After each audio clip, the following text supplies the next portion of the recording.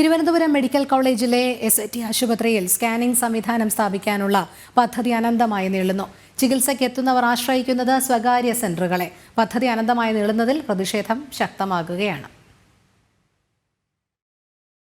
Thiruvananthapuram SAT ആശുപത്രിയിൽ scanning സംവിധാനം ഒരുക്കുമെന്ന ആരോഗ്യവകുപ്പിന്റെ പ്രഖ്യാപനത്തിന് വർഷങ്ങളുടെ പഴക്കമുണ്ട്. കെട്ടിട നിർമ്മാണത്തിന് ആവശ്യമായ സ്ഥലം കണ്ടെത്തിയെങ്കിലും തുടർ നടപടികൾ അനന്തമായി നീളുകയാണ്. 2022 SAT ആശുപത്രിയിൽ സ്കാനിങ്ങിനായി രോഗികൾ നേരിടുന്ന പ്രതിസന്ധിയെ തുടർന്ന് MRI, CT, US സ്കാനിംഗ് യൂണിറ്റുകൾ സ്ഥാപിക്കാനായി തുടക്കം കുറിക്കുന്നത്.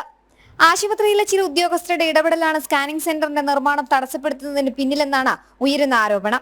SAT ആശുപത്രിയിൽ ചികിത്സ തേടുന്ന ഭൂരിഭാഗം രോഗികളും സ്കാനിങ്ങിനായി സ്വകാര്യ സ്കാനിംഗ് കേന്ദ്രങ്ങളെയാണ് ആശ്രയിക്കുന്നത്. മെഡിക്കൽ കോളേജ് ആശുപത്രി സ്കാനിംഗ് സെന്ററിൽ SATയിലെ രോഗികൾക്കും സ്കാനിംഗ് ചെയ്യാനുള്ള സൗകര്യമുണ്ടെങ്കിലും ഇവിടുത്തെ കാലതാമസമാണ് മിക്ക രോഗികളെയും സ്വകാര്യ സ്ഥാപനങ്ങളിലേക്ക് എത്തിക്കുന്നത്. പദ്ധതി അനന്തമായി നീളുന്നതിൽ പ്രതിഷേധവും ശക്തമാവുകയാണ്.